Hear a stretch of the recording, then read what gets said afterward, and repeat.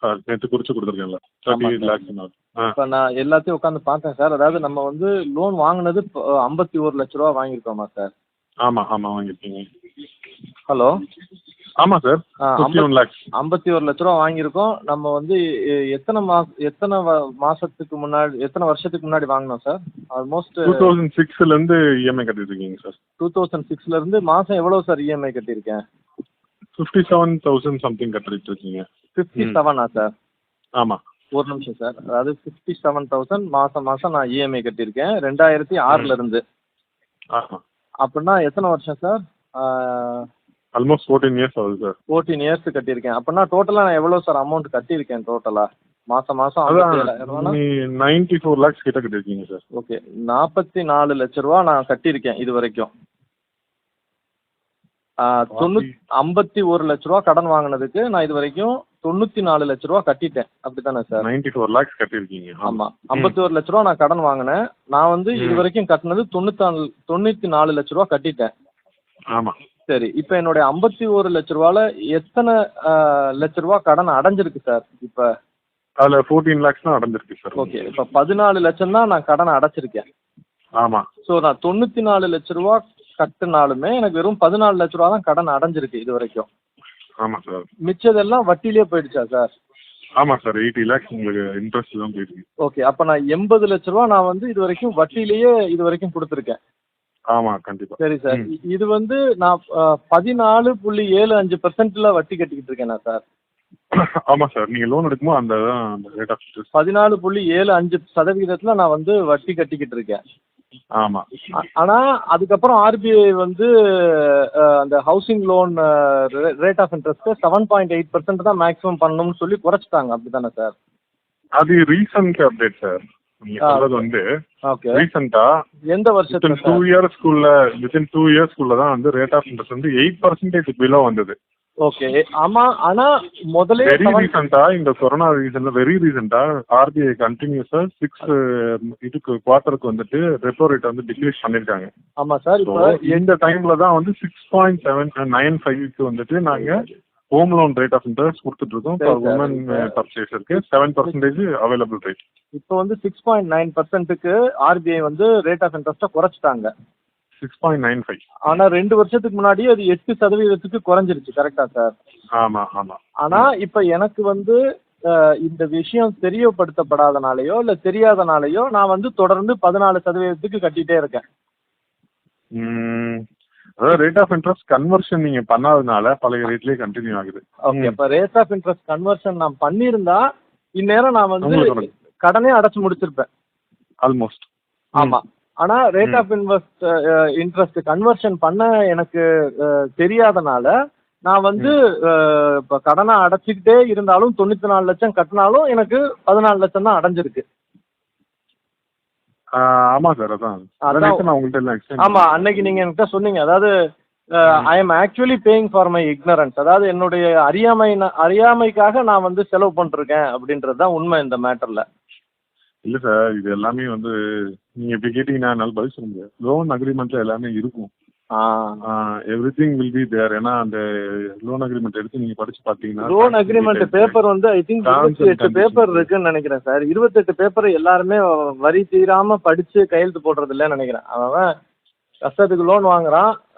அப்ப வந்து 28 பேப்பர் உட்காந்து படிச்சுட்டு இருக்க மாட்டான். பட் நீங்க சொல்ற விஷயம் கரெக்ட். அதாவது 14%க்கு நான் வந்து வட்டி கட்டிட்டு இருக்கேன் ஆக்சுவலா. ஆனா ஆர்பிஐ வந்து அதை 8% குறைச்சிருச்சு 2 வருஷத்துக்கு முன்னாடியே. இருந்தாலும் எனக்கு அந்த விவரம் தெரியல. இல்ல சார் ஆர்பிஐ ரேட் வந்து கைட்லைன் ரேட் தான். அது எனக்கு தெரியும் சார். நேற்று உட்காந்து நீங்க சொன்னனால நானும் உட்காந்து நெட்டை உட்காந்து படிச்சேன்.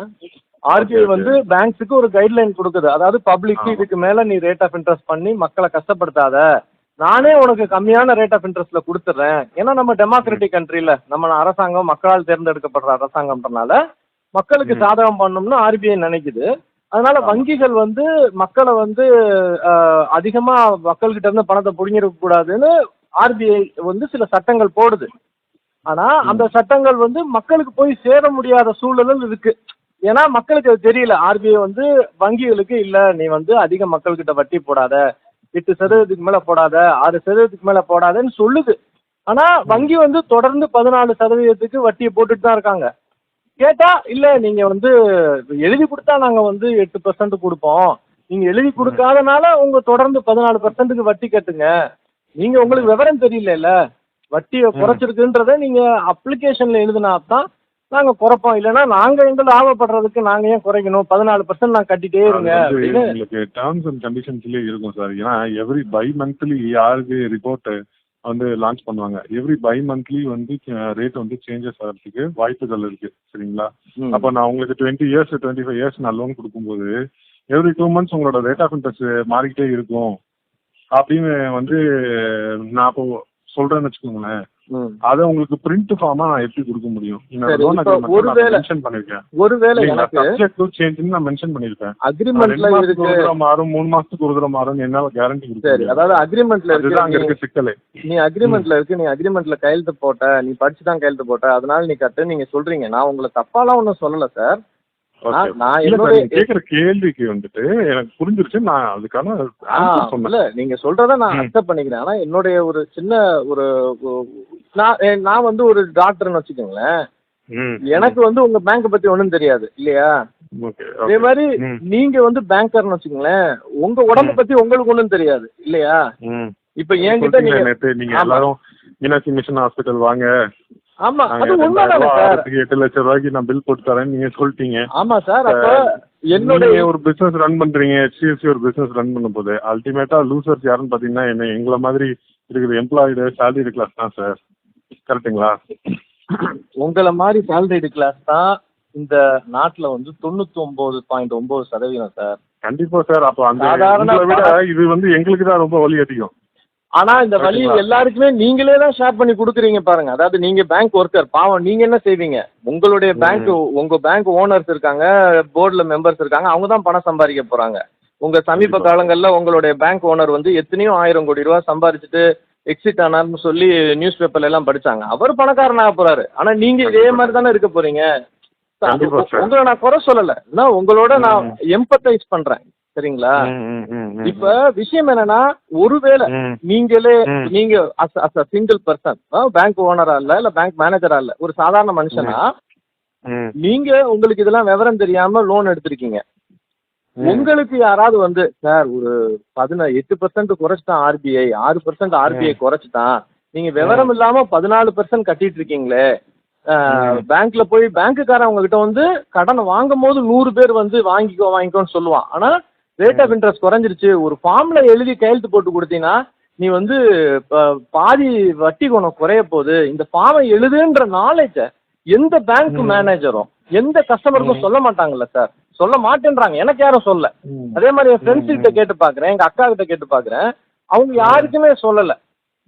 அப்ப எல்லா பேங்க் மேனேஜருமே ஒரே ஒரு சின்ன பேப்பர்ல எழுதி கையெழுத்து போட்டு கொடுத்தீங்கன்னா உன் வட்டி வந்து 14.75% இருந்து நீ வந்து 6% உன் வட்டி குறைஞ்சிரும். அப்படி வட்டி குறைஞ்சா நீ ஈஸியா லோனை கட்டி முடிச்சிருவ அப்படின்னு யாருமே சொல்லல சார். இப்ப எனக்கு சொல்லல சார், நான் வந்து 94 லட்சம் ரூபாய் கட்டியிருக்கேன் சார்.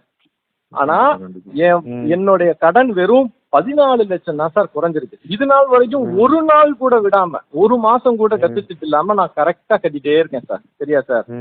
என்கிட்ட வந்து நீ வாங்கிக்கோ, கடன் வாங்கிக்கோ, நீங்க என்கிட்ட கடன் வாங்கிக்கோன்னு சொல்லி 100 பேர் வந்தாங்க சார் உங்க பேங்க்ல இருந்து.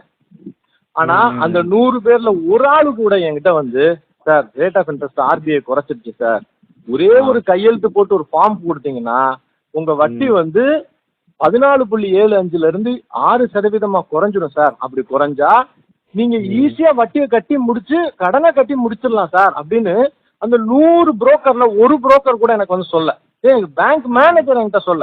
பேங்க்குக்கு வந்து ரெகுலரா நானும் போறேன், ஆளுங்க போறாங்க, யாருக்கிட்டயுமே யாரும் சொல்லல. சரி என்கிட்ட தான் சொல்லலைன்னா என் ஃப்ரெண்ட்ஸ் யாருக்கும் தெரியாது, எங்க அக்காவுக்கு இது தெரியாது. என் கூட இருக்கிற எல்லாரும் 14.75% தான் லோன் கட்டிட்டு இருக்காங்க. ஆனா பேங்க் சட்டத்தை மாத்தி இருக்கு. ஏன் மாத்தி இருக்கு? ஏன்னா ஆர்பிஐ சட்டத்தை மாத்தி இருக்கு. அப்ப ஆர்பிஐ மாத்தினது எங்க மாதிரி ஆளுங்களுக்கு யாருக்குமே தெரியாதே சார். அப்ப நாங்கெல்லாம் இழிச்சுவா பசங்களான்னு எங்களுக்கு சில நேரத்துல தோணும்ல. அதாவது ஒரு உங்களை மாதிரி ஆளுங்க எங்களுக்கு இன்ஃபார்ம் பண்ணும்ல சார். சார் நான் பணத்தை கட்டதான் போறேன் சார், நான் என் பணத்தை முழுசா கட்ட போறேன். நான் இதுக்காக என்கிட்ட இருக்க கோல்டு எல்லாம் வித்துட்டு நான் எனக்கு இனிமே பேங்க் லோனே வேண்டாம் சாமி, இனிமே என் லைஃப்ல பேங்க் லோனே வாங்க போறது இல்லை சாமின்னு முடிவு பண்ணி நான் என் கோல்டு எல்லாத்தையும் வித்துட்டு உங்களுடைய பணத்தை நான் டோட்டலா கட்டி முழுகிடுவேன், என்னமே தலை முழுகிடுவேன் உங்க பேங்க். அதுக்கப்புறம் உங்க ஆளுங்க எவனாச்சும் ஒருத்தன் மொத்தம் லோனுக்கு நீ வீட்டுக்கு வந்தான், அவ்வளவுதான். இனிமே நான் பேங்க்ல லோனே வாங்கக்கூடாதுன்னு முடிவு பண்ணிட்டேன் சார். என் கையில என்ன பணம் இருக்கோ அதை நான் வந்து சேமிச்சு நான் பொருள் வாங்கிக்குவேனே ஒழிய நான் இல்லாத காசை வச்சு எனக்கு தேவையில்லாத பொருளை நீ வாங்கவே மாட்டேன். சரிங்களா? இது எனக்கு லெசன். ஆனா மற்றவங்க எல்லாம் எப்படி இருக்காங்கன்னு தான் பாக்குறேன். 14.5% ரேட் ஆஃப் இன்ட்ரெஸ்ட்டுக்கு என் ஃப்ரெண்ட்ஸ் எல்லாம் இழிச்சவா பசங்க மாதிரி கட்டிட்டு இருக்கானுங்க. ஆர்பிஐ வந்து நாடு நல்லதுக்காக 6% குறைச்சிச்சு. ஆனா இந்த நாட்டு நல்லதுக்காக ஆர்பிஐ குறைச்சத கஸ்டமர் எங்களுக்கு யாருக்குமே தெரிவிக்க மாட்டேன்றீங்க. பேங்க்னா இல்ல சார், நான் தப்பா நினைச்சுக்காதீங்க. அதாவது அது எந்த கவர்மெண்ட்டோ, அது பிஜேபி கவர்மெண்ட்டோ காங்கிரஸ் கவர்மெண்ட்டோ எந்த கவர்மெண்ட்டோ மக்களுக்கு ஏதோ நல்லது செய்யணும் ஏதோ ஒரு சட்டம் போடுறான். அதான் ஆர்பிஐ ஒரு சட்டம் போடுறான். சரி 8% மேல பாவண்டா அந்த பசங்க, ஏற்கனவே நம்ம ஒரு ஏழை நாடு, இவங்கெல்லாம் வாய்க்கு வைத்து வாழ்ந்துட்டு இருக்கானுங்க, இவங்களை கொள்ளாதீங்கடா, 8% வச்சுங்கடா 6% வச்சுங்கடான்னு ஆர்பிஐ ஒரு சட்டம் போடுது. ஆனா எங்க மாதிரி ஆளுங்களுக்கு எப்படி சார் தெரியும் இப்படி ஒரு சட்டம் மாறி இருக்குன்னு? உங்க மாதிரி ஆளுங்க தான் சார் எங்களுக்கு சொல்லணும். இப்ப நான் ஒரு டாக்டரா இருக்கேன், நான் தானே உங்களுக்கு சொல்லுவேன் சார் உங்களுக்கு டயபெட்டிக் என்ன இருக்கு, மெடிசன் மாத்துங்க, இல்ல இந்த மெடிசன் எடுங்க. நான் தானே உங்களுக்கு சொல்றேன். உங்க உடம்ப பத்தி உங்களுக்கு தெரியாது, நான் ஒரு டாக்டரா உங்களுக்கு சொல்றேன் உங்க உடம்ப பத்தி. கரெக்டா? உங்க நல்லதுக்காக. எனக்கு ஃபைனான்ஸ் பத்தி தெரியாது சார், ஆர்பிஐ ரூலை பத்தி எனக்கு தெரியாது. அப்ப நீங்க ஏன் பேங்கரா எனக்கு நீங்க சொல்லிருக்கணும்ல சார், இதுதான் சார் சட்டம் மாறி இருக்கு சார், இந்த ஃபார்ம் எழுதி கொடுங்க சார், நீங்க சொல்லிருக்கணும்ல. நீங்க சொல்லி இருந்தா நான் வந்து 2 வருஷத்துக்கு முன்னாடி நான் கடனை அடைச்சு முடிச்சிருப்பேனே சார். நான் 94 லட்ச ரூபா கட்டிவிட்டு வெறும் 14 லட்சம் தான் அடைஞ்சிருக்குன்னு நான் காதுல கேட்கும் போது எனக்கு வலிக்காதான் sir? I can understand. I am paying for my ignorance. உனக்கு தெரியாதுரா இப்படி சட்ட மாற்றம், உனக்கு தெரியாதுரா, அதனால நீ முட்டாள்ரா, அதனால நீ 80 லட்ச ரூபா எக்ஸ்ட்ரா கட்டிட்டடா. அப்போ உன் முட்டாள்தனத்தினால 80 லட்சம் கட்டிட்டேன்னு நீங்க சொல்றீங்க, எனக்கு புரியுது. ஆனா எனக்கு என்ன தெரியும்? உங்களுக்கு உடம்ப பத்தி ஒன்றும் தெரியாத போது நான் டாக்டரா என்கிட்ட வந்தீங்கன்னா உங்களுக்கு நான் உங்களுடைய நன்மைக்காக நான் உங்க உடம்ப பத்தி உங்கள்கிட்ட சொல்லி நான் மருந்து கொடுக்குறேன்னு. அப்ப என்னுடைய நன்மைக்காக அஸ் அ பேங்கர் ஆர்பிஐ சட்டத்தை மாத்திருச்சு. நீங்க இனிமே 14% கட்ட வேண்டாம், இந்த ஃபார்ம்ல மட்டும் எழுதி நீங்க என்னை எலிமினேட் பண்ணிருக்கணும்ல, எனக்கு என்ன எஜுகேட் பண்ணிருக்கணும்ல. It is your responsibility as a bank. 2 minutes எனக்கு டைம் கொடுங்க. அதாவது நீங்க கேட்கறது எல்லாமே 200% கரெக்ட் ரமேஷ் சார். என்ன இப்ப நீங்க இதுவே நீங்க நாளைக்கு ஈவன் இஃப் யூ கோ லீகலினாலுமே உங்களுக்கு என்ன அல்டிமேட் ஆன்சர் கிடைக்குங்கிறத நான் உங்களுக்கு சொல்லிடுவேன். அதாவது என்ன சொல்லுவாங்கன்னா, it is available in public domain. So அது கஸ்டமரா அதை இது பண்ணிட்டு ரியலைஸ் பண்ணிட்டு பண்ணணும். So something which is available in public domain நம்ம யாருக்கிட்டையும் போய் சொல்லணும்னு அவசியம் இல்லை அப்படிங்கிற பதில் தான் உங்களுக்கு கிடைக்குது. இது நாட் ஓன்லி ரமேஷ் சாரோட ஃப்ரஸ்ட்ரேஷன் கிடையாது, இது நிறைய பேர் இந்த மாதிரி டெய்லியே வி ஆர் ஃபேசிங் சார். நிறைய பேர் 2005-04 லோன் எடுத்தவங்க இன்ன வரைக்கும் கட்டிட்டு இருப்பாங்க. நிறைய பேர் we are complaining. But this is answer to give. அதை நான் உங்களுக்கு பர்சனலா சொல்றேன். நான் it is not official term. நான் உங்களுக்கு சொல்ல பர்சனலாவே நீங்க இப்ப லீகலா சேலஞ்ச் பண்ணாலுமே என்ன சொல்லுவாங்க அப்படின்னா, information is available in the public domain தான். அதனால there is no necessary for HDFCயோ ஒரு ஆக்சிஸ் பேங்கோ ஐசிஐசியோ even SBI for that matter அவங்களுக்கு there is no obligatory to educate customer அப்படிங்கிறது சொல்லுவாங்க. ஒரு செகண்ட் சார். இப்ப உங்களுடைய சுகர் லெவல் எவ்வளவா இருக்கணும்னு பப்ளிக் டொமைன்ல இருக்கு, சரிங்களா? 80 to 120 தான் இருக்கணும்ன்றது பப்ளிக் டொமைன்ல இருக்கு, நெட்ல இருக்கு, எல்லாருக்கும் இருக்கு, சரியா? நீங்க சுகர் லெவல் அதிகமா போய் சாகக்கூடாதுன்னு சொல்லிட்டு நான் டாக்டரா உங்களுக்கு பிரிஸ்கிரைப் பண்றேன். ஏன் சார்? பப்ளிக் டொமைன்ல இருக்கு சார். நீங்க வாட்டுக்கு எல்லாத்தையும் சாப்பிட்டு செத்து போங்க சார், நான் உங்களை சொல்ல மாட்டேன். ஏன்னா ஒரு டாக்டர் நானும் ரெஸ்பான்சிபிளா நான் என்ன சொல்றேன், சார் உங்க சுகர் லெவல் 80 to 120 தான் இருக்கணும், அதனால நீங்க இந்த மெடிசன்ல சாப்பிடுங்கன்னு உங்களை நான் எஜுகேட் பண்றேன். சார் பப்ளிக் டொமைன்ல இருக்கு சார். நீங்க பப்ளிக் டொமைன்ல 80 to 120 தான் இருக்கணும் இருக்கு. நீங்க அதிகமா சாப்பிட்டீங்கன்னா நீங்க சாக போறீங்க. அஸ் அ டாக்டர் எனக்கு அது தேவையில்லை, நீங்க சாகுங்க அப்படின்னு நான் சொல்ல மாட்டேன், இல்லையா? அப்ப லீகல் மாரல் ரெண்டுக்கும் உள்ள வித்தியாசம் இருக்கு சார், சரியா சார்? இப்ப நாம ஒருத்தனை போய் கத்தியால குத்தக்கூடாது அப்படின்றது சட்டம் எழுதுனால இல்ல, நமக்கு தெரியும் இல்லையா? இட் இஸ் மாரல் தட் நம்ம போய் ஒருத்தனை குத்த கொலை பண்ணக்கூடாதுன்னு, அடுத்த பொண்டாட்டியை கைப்பிடிச்சிருக்க கூடாதுன்னு மாரல் நமக்கு தெரியும் இல்லையா? சட்டம் எழுதுனாதான் அதை செய்யணும்னு இல்லை. சட்டமே எழுதப்படாத ஒரு ஐலாண்ட்ல நீங்க போனாலும் இன்னொருத்தனை தேவையில்லாம கொல்ல மாட்டீங்க, இன்னொரு பொண்ணை கையை பிடிச்சி இழுக்க மாட்டீங்க. ஏன்னா உங்க அம்மா அப்பா உங்களுக்கு சொல்லி கொடுத்துருக்காங்க. உங்களுக்கு மாரல் ஜஸ்டிஸ் இருக்கு, சரியா? லீகல் ஜஸ்டிஸ் இன்னைக்கு ஒரு சட்டம் வச்சிருப்பான், நாளைக்கு அந்த சட்டத்தை மாத்துவான், நாளைக்கு இன்னொரு சட்டம் கூட வருவான். ஆனா உங்க மொராலிட்டி உங்ககிட்ட தானே சார் இருக்கு. சார் நான் அஸ் டாக்டர் சொல்றேன், பப்ளிக் டொமைன்ல இருக்கு 80 to 120 தான் சுகரு, அதனால நீங்க சுகரை மெயின்டைன் பண்ணாம நீங்க செத்ததுக்கு நீங்க தான் காரணம் நான் சொல்ல முடியாது. நான் I have a moral responsibility as a doctor to tell you that your sugar should be 80 to 120. So it is your moral responsibility as a banker. It is your responsibility as a banker to inform our customer. Inform the customer. எங்களுக்கு நீங்க inform பண்ணாதனால, ஒரே நிமிஷம் sir, எங்களுக்கு நீங்க inform பண்ணாதனால லாபம் அடைய போறது நீங்க தான். அதாவது ஆர்பிஐ வந்து மக்களுக்கு நன்மை பண்றதுக்காக ரேட் ஆஃப் இன்ட்ரெஸ்ட் குறைச்சிருச்சுங்க, இருந்தாலும் உங்களுக்கு நாங்க 14% ரேட் ஆஃப் இன்ட்ரெஸ்ட் போட்டு உங்ககிட்ட இருந்து பணம் வாங்கிட்டு இருக்கோங்க அப்படின்ற உண்மையை நீங்க எனக்கு எஜுகேட் பண்ணாதனால லாபம் யார் அடைய போறா? நீங்க தான் லாபம் அடைய போறீங்க. ஸோ நீங்க லாபம் அடையிறதுக்காக எங்களை எஜுகேட் பண்ண கூடாதுன்னு நீங்களே முடிவு பண்ணிடுறீங்க. அதுக்கு வந்து லீகல் அம்பராலாவை கையில் எடுத்து it is in public domain அப்படின்னு சொல்லிடுறீங்க. சார் எல்லாருமே எழுதப்படுற எல்லா சட்டத்தையும் வாசிட்டா இருக்கான் சார். சாதாரண ரிக்ஷாக்காரன்ல இருந்து பலசர கடைக்காரன் வரைக்கும் இருக்கிற எல்லா பப்ளிக் டொமைனையும் டெய்லி வாசிட்டு தான் காலையில வேலை ஆரம்பிப்பானா? அவன் மாரல் ரெஸ்பான்சிபிலிட்டியோட காலையில வேலை ஆரம்பிக்கிறான். எல்லாமே it is in public domain. அதனால நீ வந்து 14% புரிஞ்சுக்கங்க. உங்களுக்கு லோன் பண்ணி கொடுத்த ஆபீசர் இன்னைக்கு இருக்காரோ, ரிட்டையர் ஆயிட்டாரோ, இல்ல என்ன பண்ணிட்டு இருக்காரோ தெரியாது சார். இது people are keep on moving. இப்போ ரமேஷ்னு ஒருத்தர் இருக்கிறாரு அப்படின்னு நான் மதுரைக்கு வந்து 6 மாசம் தான் ஆகுது. எனக்கு இப்பதான் தெரியும் ரமேஷ் ஒருத்தர் இருக்கிறாரு, அவர் ஒரு பிக் ப்ரொஃபைல் டாக்டர் அப்படிங்கிறது எனக்கு இப்பதான் தெரியும். ஒரு 6 மாசம் உங்களை எனக்கு தெரியாதா சார்? உங்களை மாதிரி மனுஷனுக்கு அதான் தலைவர் ஆன்சர் என்னன்னா, people are keep on changing இந்த கார்பரேட் வேர்ல்ட்ல, சரிங்களா? Nobody is going to take moral responsibility. இப்போ நீங்க 2006 லோன் கட்டிட்டு இருக்கீங்க, 15 வருஷமா உங்களுக்கு ரிலேஷன்ஷிப் இருக்கு HDFC-யோட. ஆனா உங்களுக்கு லோன் பண்ணி கொடுத்த ஆபீசரோ, அதாவது இந்த ரெஸ்பான்சிபிள் பர்சனோ இன்னைக்கு எங்க இருக்காருன்னு நமக்கே தெரியாது தலைவரே.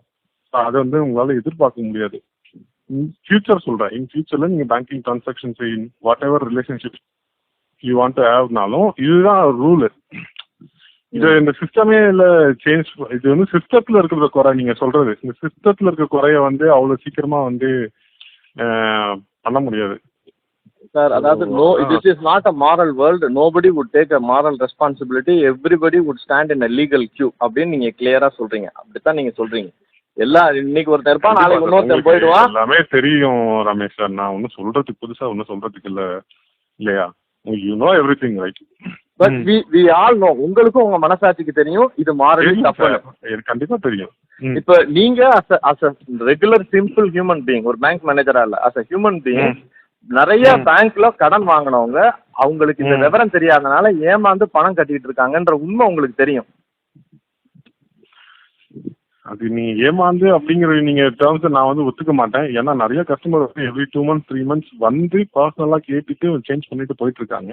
அவங்களுக்கு விவரம் தெரிஞ்சா யாராவது ஒரு, நீங்க எத்தனை பேருக்கு சார் சொல்றீங்க? உங்களுன்னு இல்ல, உங்களை மாதிரி பேங்க் மேனேஜர்ஸ் எத்தனை பேரு, நான் உங்களை தனிப்பட்ட முறையில சொல்லல, உங்களை மாதிரி பேங்க் மேனேஜர்ஸ் எத்தனை பேரு வர்ற கஸ்டமருக்கு சார் சட்டம் வந்து 2-3 வருஷத்துக்கு முன்னாடி மாறிடுச்சு, நீங்க விவரம் இல்லாம 14% கட்டிட்டு இருக்கீங்க, ஒரு அரை பைசா ஃபார்ம் தான், அதுல ஒரு அரை பைசா இங்க்ல நீங்க கையெழுத்து போட்டு கொடுத்தீங்கன்னா உங்க வட்டி விகிதாச்சாரம் 14.75% இருந்து 6% குறைஞ்சிடும் சார் அப்படின்னு நீங்க உங்களை மாதிரி ஆளுங்க எத்தனை கஸ்டமருக்கு சார் ஒரு நாளைக்கு சொல்றீங்க? எனக்கு அதுக்கு வந்து சொல்லுங்க. ஒரு நாளைக்கு உங்க பிரான்ச்சுக்குள்ள ஒரு 1000 பேர் நுழைஞ்சு வெளியே வருவாங்க. இல்ல சார், நம்மள்ட்ட வந்து இந்த கொஸ்டின் கேட்கறவங்களுக்கு நாங்க அட்வைஸ் பண்றது வாலண்டியரா போய் யாருக்கும் சொல்றது இல்ல சார். அதுதான் உண்மை. அப்ப வந்து கேட்கற அளவுக்கு நாலேஜ் இருந்தா அவனே மாத்திட்டு போவானே. அவனுக்கு தெரியாத ஒருத்தனை போய் நீ, அப்ப நான் ஒரு பல்ல இருக்கு இங்க செல்லாத, நீங்க புயல உழுகாதேன்னு ஒரு போர்டு போடுறதுக்கு பதிலா நீ போய் உழுகணும்னா உழுந்துக்கோ, நீ வந்து என்கிட்ட பள்ளம் இருக்கான்னு கேட்டா மாத்திரம் தான் நான் சொல்லுவேன் அப்படின்னா அது எப்படி சார்? நான் எனக்கு ஒன்றும் புரியல. இப்ப நான் வந்து ஒரு இடத்துல வாட்ச்மேன் உட்காந்துருக்கேன், அந்த சைடு ஒரு பெரிய பாதாளம் இருக்கு, நீ அந்த சைடு போனா ஒருத்தன் உழுது சா போறான், ஏற்கனவே 3-4 பேர் செத்து போயிட்டான்னு வச்சுங்க, ஒருத்தன் போறான், ஒருத்தன் கீழே போய் உழுகுறான், உழுங்க பாதி துடிச்சு செத்துக்கிட்டு இருக்கான். அப்ப போய் என்னப்பா சாரியா அப்படின்னா, ஏங்க இங்க பல்ல இருக்குன்னு சொல்லக்கூடாதா அப்படின்னா, நீ கேட்கல, நீ கேட்டாதான் நான் சொல்லியிருப்பேன்னு சொன்னா அது எப்படி சார் நியாயமா இருக்கு? ஒரு நாளைக்கு 1000 பேர் உள்ள வரான் சார், அவன் 1000 பேரும் கஷ்டப்பட்டு சம்பாதிக்கணும் சார். சார் என்னை விட்டுருங்க சார், நான் ஏதோ ஓரளவுக்கு பணம் வச்சிருக்கேன் சார், என் வேலை பாக்குறவங்க எத்தனையோ பேர் இருக்காங்க. இதே அருண் இருக்குங்க, இது உங்களுக்கு முன்னாடி உட்காந்துருக்கான் பாருங்க, என் அசிஸ்டன்ட் பையன். அவன் வந்து இதே 14.75% சிட்டி யூனியன் பேங்க்ல கட்டிட்டு இருக்கான் சார் வட்டியா. ஏதா அங்கங்கே போயிட்ட கேட்டா அவனும் ஆமா ஆமாமா நீங்க 6% குறைச்சிக்கலாம் அப்படின்னு இன்னைக்கு அவன் அந்த பேங்க்காரன் சொல்றான். நீங்க மாத்திரம் இல்ல சார், HDFC மாத்திரம் கிடையாது சார், எல்லா பேங்க்கும் இந்த வேலையை தான் செய்யறானுங்க. ஆனா அந்த அம்மா பாவம் நிர்மலா சீதாராமன் அங்க இருந்து இல்ல நாங்க வட்டியை குறைத்து விட்டோம், மக்களுக்கு போய் மக்களுக்கு எங்க போய் சேர்ந்துச்சு? பேங்க்குக்காரன் தான் எக்ஸ்ட்ரா லாபம் அடைகிறதுக்கு இது மேட்டர் ஆயிருக்கு. அருணுக்கும் லாபம் இல்ல, நீங்க அஸ் அன் இண்டிவிஜுவல் உங்களுக்கும் லாபம் இல்ல, உங்களை மாதிரி யாருக்குமே லாபம் இல்லையா சார்? நீ பல்ல இருக்கு, நீ கேட்டாதான் நான் சொல்லுவேன், இல்லனா it is not my responsibility, I know it is morally wrong yet it is legally right அப்படின்னா எனக்கு அது ஒன்றும் புரியல சார். நம்ம வந்து நம்மளுடைய மாரல் ரெஸ்பான்சிபிலிட்டியே நம்மளுக்கு இனிமே தேவையில்லை, நம்ம லீகல் கியூ மாத்திரம் போதுன்ற முடிவுக்கு பேங்க் எல்லாம் வந்துட்டீங்களான்னு எனக்கு தெரியல. நான் இந்த முழு பணத்தையும் இப்ப கட்டுறதுக்கு தான் பேங்க் செக் கொண்டு வந்திருக்கேன் அருண். உங்க கடனை நான் கட்டி முடிக்கத்தான் போறேன் நான், சரிங்களா? நீங்க எவ்வளவு இப்ப நான் இது வரைக்கும் நான் 94 லட்ச ரூபா நஷ்டம் அடைஞ்சிருக்கேன் என்னைய பொறுத்த வரைக்கும். பரவாயில்ல, 51 லட்ச ரூபா வாங்கினதுக்கு நான் இது வரைக்கும் எக்கச்சக்கமான பணம் கட்டி 90 லட்ச ரூபா நஷ்டம் ஆகுறேன். எனக்கு தெரியுது ஏன் நஷ்டம் ஆகுறேன், எனக்கு ஒரு விவரம் தெரியாதனால. 14.75 6 மாறிடுச்சு, அதுவும் ரிசர்வ் வங்கி மாத்திருச்சுன்ற விவரத்தை யாருமே எனக்கு சொல்லாதனால. I am paying for my ignorance sir, I know that. But I am only requesting you at least inform 5-6 people daily in your life. அவன் வாழ்க்கையை நீங்க மாத்த முடியல சார். சார் ஒரு சாதாரண ஒரு ஆட்டோக்காரன், ஒரு பஸ் டிரைவர் உங்ககிட்ட ஹவுசிங் லோன் வாங்கியிருக்கான் சார், அவன் வாழ்க்கையோட நீங்க ஒரு மாற்றத்தை ஏற்படுத்த முடியும்ல சார் as an individual? கண்டிப்பா நான் பண்றேன். அப்ப ஏன் சார் பண்ணக்கூடாது? நீங்க as an individual பண்ணுங்க சார். சார் கோயில்ல போய் தான் சாமி கும்பிடணுமா சார்? ஒரு குடும்பத்துல நீங்க வந்து இந்த ரேட் ஆஃப் இன்ட்ரெஸ்ட மாத்துனீங்கன்னா அவன் பிள்ளைக்கு வேகமா கல்யாணம் பண்ணி வைப்பான், அவன் மருத்துவ செலவு அவனுக்கு இதாகும், அவனே வாய்க்கும் வயிற்றுக்கும் வாழ்றான், நல்லா வாழ்வான்ல சார்? உங்க ஒரு ஆள்னால எத்தனை பேர் வாழ்க்கையை மாத்த முடியும் சார்? நீங்க அந்த ரெஸ்பான்சிபிலிட்டி எடுத்துக்கணும் சார். உங்க பேங்கே சொல்லலைன்னா கூட you have a moral responsibility for your fellow human beings. as much as a doctor I have a moral responsibility for my fellow human beings, whether it's a paying patient or not, that's different. Please follow your moral responsibility sir. The country runs not on just laws sir. சட்டத்தினால ஒரு நாடோ ஒரு அமைப்போ நகல்றது இல்ல sir. The society is based upon our moral responsibility for each other sir. நம்மளுடைய மனசாட்சினால தான் sir ஒருத்தனை ரோட்ல போகும்போது எவனும் கையை பிடிச்சி இழுக்க மாட்டேன்றான், கொல்ல மாட்டேன்றான். உங்க பொண்டாட்டி பிள்ளைகளை விட்டுட்டு நீங்க இங்க ஆபீஸ்ல இருக்கீங்க, பக்கத்து வீட்டுக்காரன் பாத்துப்பான்.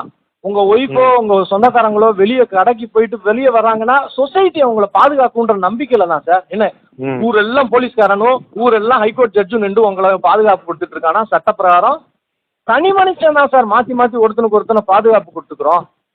கிராமங்கள் எல்லாம் போலீஸ் ஸ்டேஷன் இல்லாத கிராமம் இருக்கு சார், அங்கெல்லாம் திருடே இல்லாத கிராமங்கள் இருக்கு சார். எப்படி சார் தனி மனுஷன் மாரல் ரெஸ்பான்சிபிலிட்டியில இருக்கான் சார்? ஏன் சார் பேங்க்காரங்க நீங்க எல்லாரும் மாரல் ரெஸ்பான்சிபிலிட்டி கிடையாது, நான் லீகலா ஸ்ட்ரைட்டா இருப்பேனா? நான் எப்படி சார் இருக்கு? அட்லீஸ்ட் உங்ககிட்ட நான் ரெக்வஸ்ட் பண்றேன், நான் பணத்தை கட்டிட்டு தான் உங்ககிட்ட சொல்றேன். அட்லீஸ்ட் as an individual ஒரு நாளைக்கு ஒரு 4 கஸ்டமர் யாரு கூப்பிட்டு, ஏன்டா நீ ஏமாந்துட்டு இருக்கடா, 14.75 வேணாண்டா, இந்த ஃபார்ம்ல போட்டினா நாளைக்கே 6% வந்துரும்டா அப்படின்னு சொன்னா அவன் வாழ்க்கைய மாத்திடுவீங்களே நீங்க. Try doing that sir. நீங்க அதை செய்யுங்க சார். உங்க அந்த நீங்க எந்த மதம்னு எனக்கு தெரியல, ஆனா நீங்க எந்த கடவுளை கும்பிட்டாலும் அந்த கடவுளை உங்க வீட்டுல கொண்டு வந்து பணத்தை கொட்டுவான் சார், உங்களுக்கு வேண்டிய எல்லாம் நல்லது செய்வான் sir. Please be moral sir. Sure sir, thank you. முடிஞ்ச வரைக்கும் நான் கண்டிப்பா பண்றேன். ஒரு நாளைக்கு 3 பேருக்கு பண்ணணும்னு ஒரு சத்தியம் எடுத்துங்க சார். ஒரு 3 பேர் வாழ்க்கையை மாத்துங்க, 3 குடும்ப வாழ்க்கையை மாத்துங்க சார் நீங்க. ஷூர், கண்டிப்பா. தேங்க்யூ.